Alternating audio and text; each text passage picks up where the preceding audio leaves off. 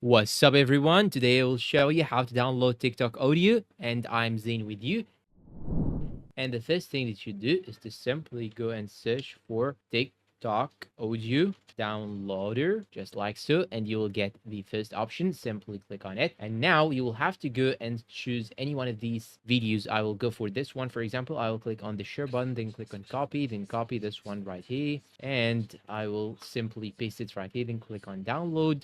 And you will be able to download this as an MP3. Simply click on download MP3, click on close, and here you have it. You have it now as an MP3. Now, when I simply click on the audio that I have actually downloaded, it will work with me. So just let me try. And here we have it as an audio, and that is it. This is how we can actually download any audio on TikTok.